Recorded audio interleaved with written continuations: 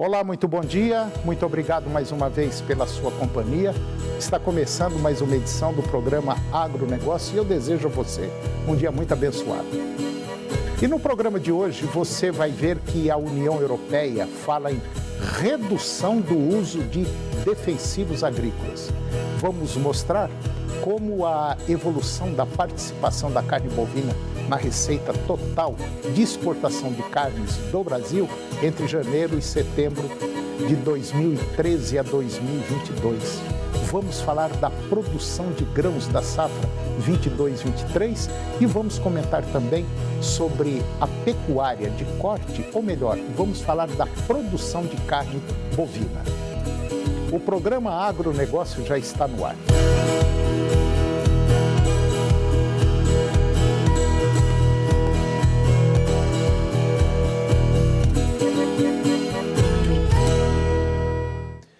Eu começo o programa de hoje falando sobre redução do uso de defensivos agrícolas. Espanha e Polônia estão liderando um movimento com diversos Estados-membros da União Europeia para reverter a decisão do bloco de reduzir o uso de defensivos agrícolas pela metade até o ano de 2030. Os países apelam a uma nova avaliação do impacto da proposta da Comissão Europeia e órgão executivo da União Europeia, em função das preocupações sobre a segurança alimentar. Por sua vez, a Comissão Europeia permanece firme em sua meta Farm to Fork. O que é Farm to Fork? Isso significa da fazenda ao garfo, compra de alimentos de produtores locais para que chegue à mesa do consumidor em um prazo menor e assim tenham suas propriedades nutricionais preservadas. Haja menos uso de aditivos químicos e garanta uma redução de custos e também do impacto ambiental em toda a cadeia produtiva. A proposta do Executivo Europeu, proposta na metade deste ano, prevê que cada Estado membro da União Europeia defina os seus próprios objetivos de produção, que devem convergir para uma diminuição total de 50% nos pesticidas utilizados na União Europeia nos próximos 8 anos. A proposta da Comissão Europeia, exposta no último mês de agosto, chocou alguns países do bloco porque implicaria cortes superiores a 60% para atingir o objetivo global da União Europeia. Em função disso, os Estados-membros contrários alegam que a invasão russa da Ucrânia mudou completamente o cenário de ameaça à segurança alimentar.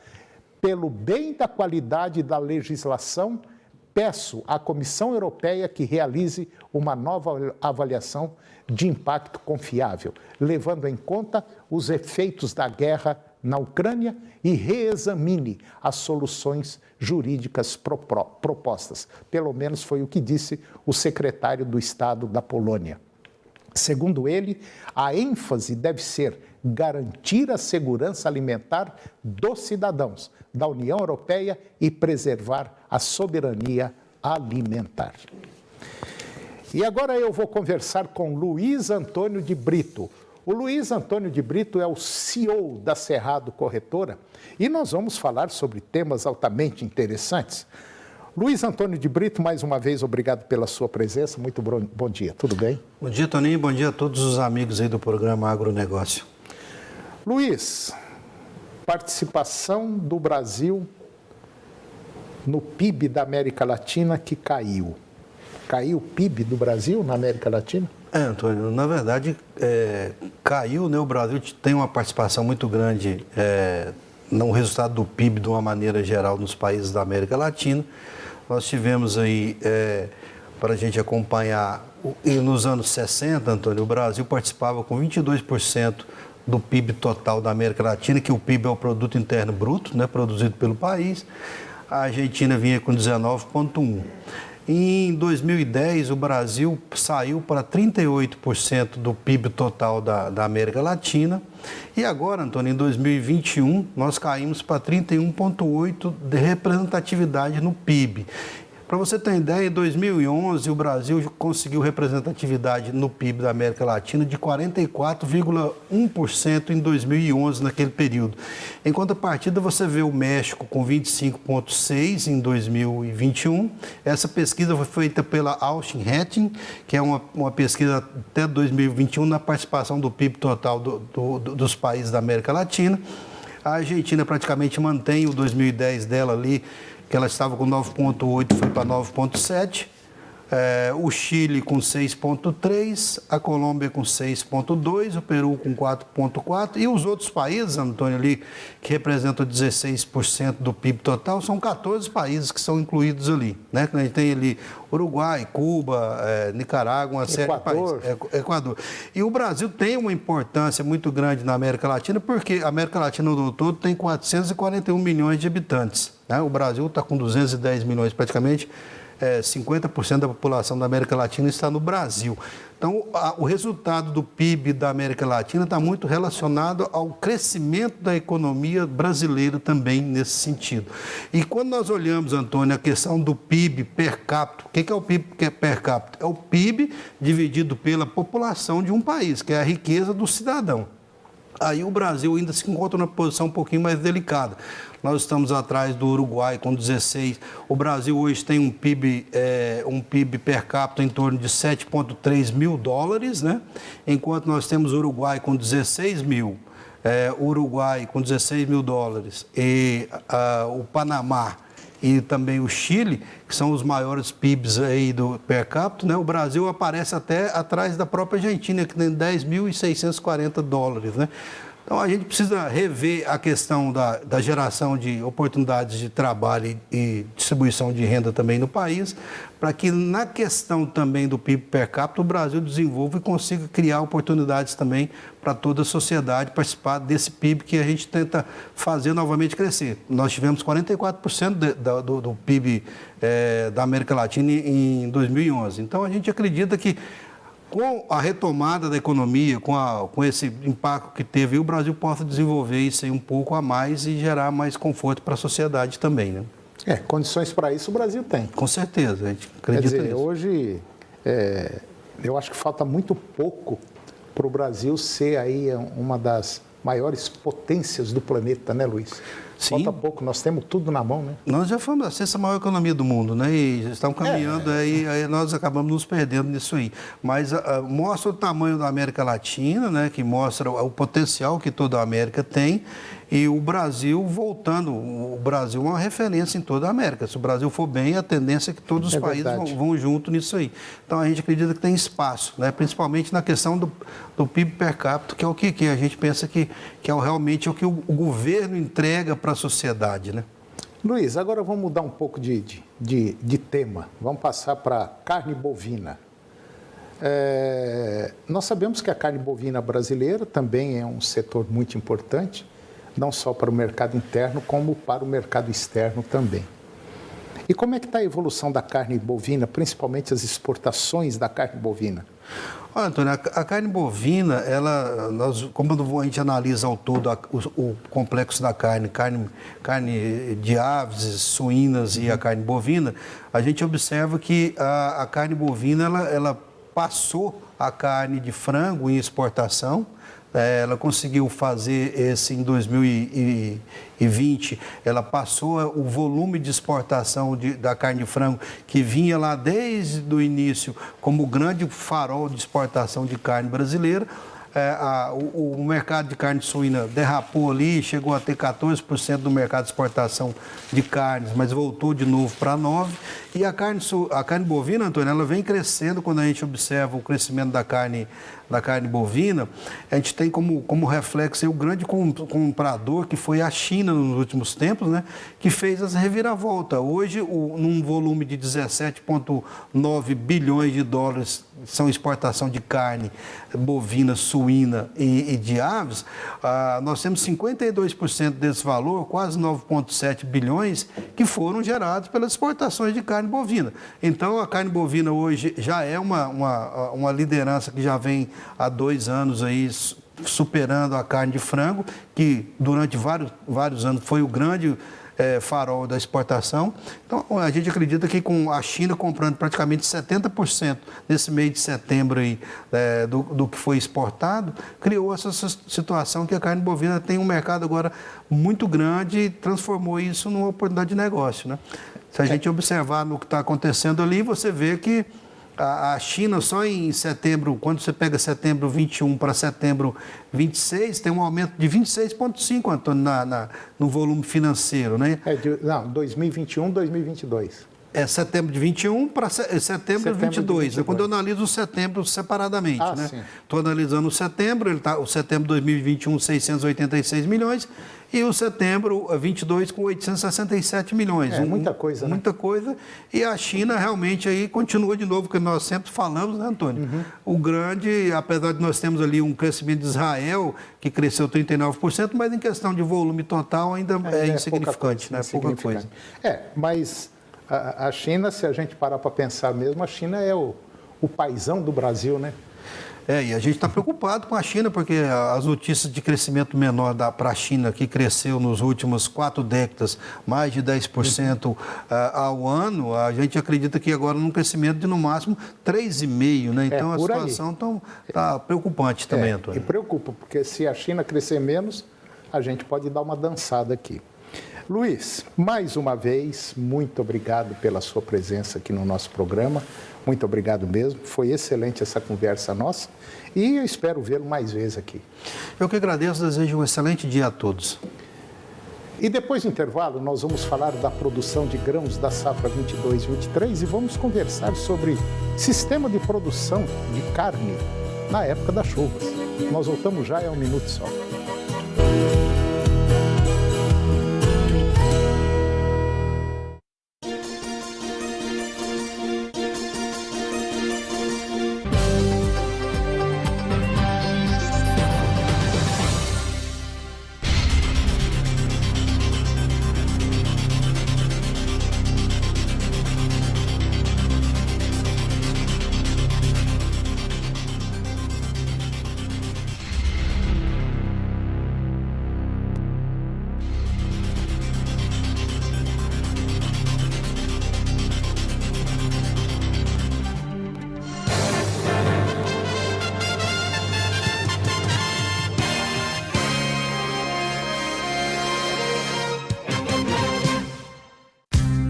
Eles não têm meio termo.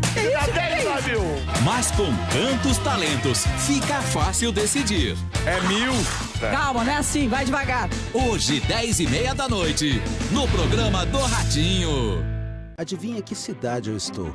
Vou te dar algumas dicas. Fica em Goiás. Tem produção no campo que ajuda a gerar renda e emprego. Tem qualificação profissional que melhora a qualidade de vida de muita gente. Já sabe onde eu estou? Na sua cidade. O sistema FAEG Senar está presente em todas as cidades de Goiás, ao seu lado, no seu campo, na sua cidade e com toda a sociedade. Sistema FAEG Senar. É de todos, mas feito para cada um. Ô, Tirolipa, você gosta de jogar online? Oxe, o fim de semana todinho, eu não vejo nem o sol. Tirolipa, você faz maratona de séries? Eu sou mais que maratonista, eu sou quase um triatleta das séries. Como você consegue fazer tudo isso? Aí é que tá. A minha internet é a rede, conexão de ultra velocidade. Dá pra fazer tudo isso e muito mais. Vem pra Alrede, papai. Alrede Telecom, a rede da sua vida.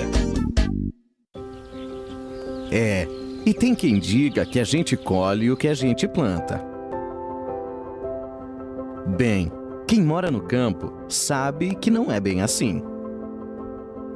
Para colher, não basta plantar, é preciso cuidar. É por isso que eu conto com a Safra Irrigação na hora de cuidar da nossa plantação. Porque, com a irrigação, eu posso colher muito, mas muito mais. No campo ou na cidade, precisou Safra. Hoje, 15 para meia-noite. Sabe quem vai estar? Eu sei. Se o Sheik sabe é porque a festa é garantida. Ao som de Exalta Samba e Zuluzão. O Sheik fica emocionado quando vê. Arena SBT. Agronegócio. Oferecimento Senar Goiás, a maior escola da terra. No campo ou na cidade, Safra Irrigação, 3928-4020.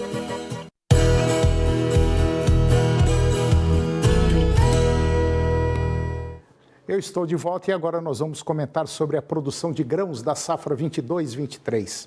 A produção brasileira de grãos, ela pode atingir 312 milhões de toneladas agora nesta safra 22-23. Se confirmado, esse volume supera em 41 milhões e 500 mil toneladas o recorde obtido na temporada recentemente finalizada, quando foram colhidos 279 milhões de toneladas. E a área destinada para o plantio, ela apresenta assim, um crescimento de 2,9% em relação ao ciclo 21-22, sendo estimada em 76,6 milhões de hectares. Vale ressaltar que no Brasil, considerando a sua vasta extensão territorial, existe aí o cultivo de 3 safras em períodos distintos.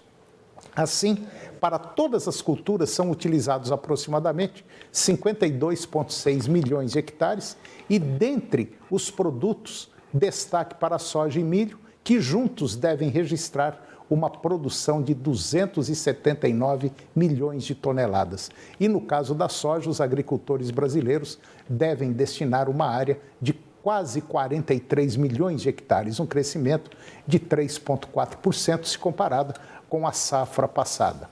A semeadura do grão ocorre dentro da janela nos principais estados produtores e chega a 4,6% da área, com o maior índice registrado no Paraná, 9%, depois vem o Mato Grosso do Sul com quase 9% também e Mato Grosso do Sul com 6%.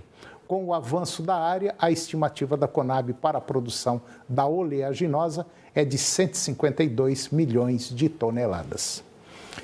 E agora eu vou conversar com Fernando Borges Fernandes. O Fernando, ele é consultor de pecuária e nós vamos falar de sistema de produção de carne agora na época das chuvas. Fernando, muito bom dia, muito obrigado pela sua presença aqui no nosso programa para falar de um tema interessante. Está tudo bem? Bom dia, Toninho. Claro, sempre bom. Agora começando as chuvas, né? Tudo fica bonito, né? Começa a prever coisas boas aí para a nossa próxima safra. Pois é. A alegria de pecuarista, tanto de leite quanto de corte, é essa época agora que... agora o pasto está saindo, que beleza, tal. Mas não se esqueça que no próximo ano, 2023... quando chegar lá para março, começa também a seca. E se você não preparar agora, vem aquela clássica palavrinha, você vai dançar, né? Isso mesmo, Toninho. A gente tem, né, nessa época agora, que a gente prepara para a época da seca, né? Verdade. O planejamento, a gente sempre tem falado aqui com você, nessas oportunidades muito interessantes para falar dos nossos produtores rurais, para o nosso pessoal que tem acompanhado a evolução do nosso agronegócio, que o planejamento, a gestão, todo esse acompanhamento, desde que se inicia qualquer uma das safras, né, é muito importante. Agora é o momento de planejar a safra que vem para a seca, né? O momento da seca do ano que vem, aproveitando as bonanças das chuvas que começaram um pouco mais cedo, mas já nos preparando para o que vem por aí. O ciclo sempre vai... a roda sempre vai girar, né, Toninho? Sempre vai girar e, por incrível que pareça, passa sempre no mesmo lugar. Época das águas, época da seca, época das águas, época da seca. Agora é a hora que todo mundo fala que você produz uma arroba mais barata.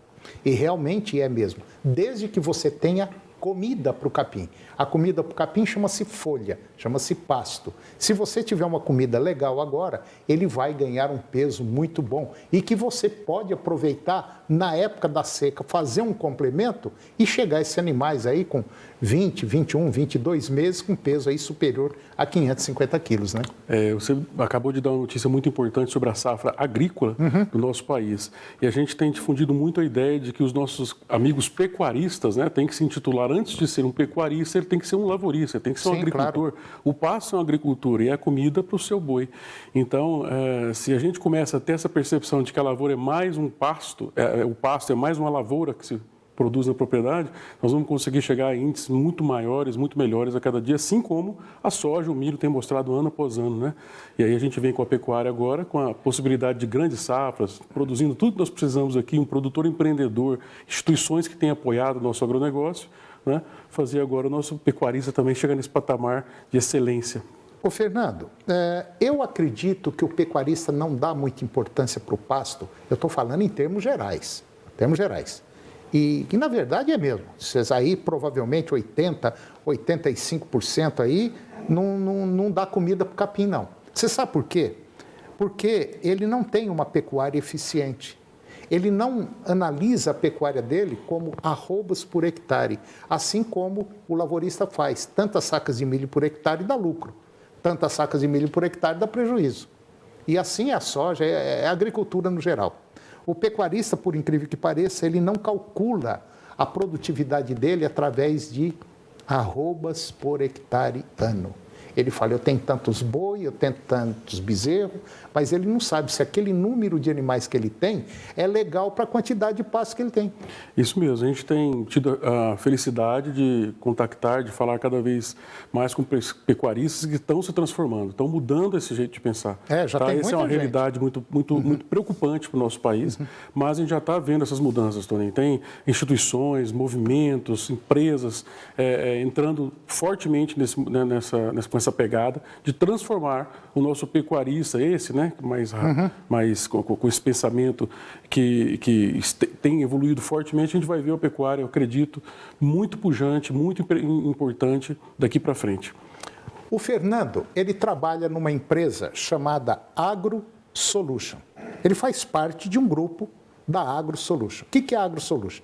É uma empresa, como se fala, é um hub, né? Que contempla várias empresas lá dentro. Então, por exemplo, quando você chega na AgroSolution, que fica lá na Castelo Branco, se não me falha a memória, em frente a Planalto Tratores, você chega lá e fala assim, eu sou um pecuarista, eu mexo com pecuária de corte, eu preciso de uma orientação. Tudo que você precisar dentro da pecuária de corte, encontra lá, não encontra? Isso mesmo. A ideia é funcionar como um hub, uma plataforma que conecta todos os atores. Todo mundo. Profissionais, empresas, instituições educacionais, instituições de pesquisa, instituições representativas do agro. A nossa ideia é colocar todo mundo ali junto para buscar a melhor forma Até frigorífico tem. Isso. A melhor forma de atender o pecuarista. Nosso pecuarista lavorista agora, né? É verdade. Então, o Fernando, ele faz parte da AgroSolution. E a AgroSolution tem tudo que eu sei imaginar dentro da pecuária de corte. Imagine aí, eu quero um curso para o peão, tem. Eu quero comprar semente, tem. Eu quero comprar bezerro, tem. Com uma pegada de diagnosticar a realidade, criar um plano de trabalho, um projeto para aquela propriedade, transformar aquele de uma fazenda para uma empresa agropecuária. Negócio rural. Um negócio rural. Lá não tem essa, eu vou comprar essa semente. Não. Lá é feito projeto, é feito planejamento. É assim que nós vamos fazer. E é desse jeito que o Fernando está trabalhando e vem fazendo aí uma série de trabalhos que realmente está chamando a atenção e está dando resultado. Aí você fala, mas um trem desse é caro. Caro é você continuar do jeito que você está fazendo.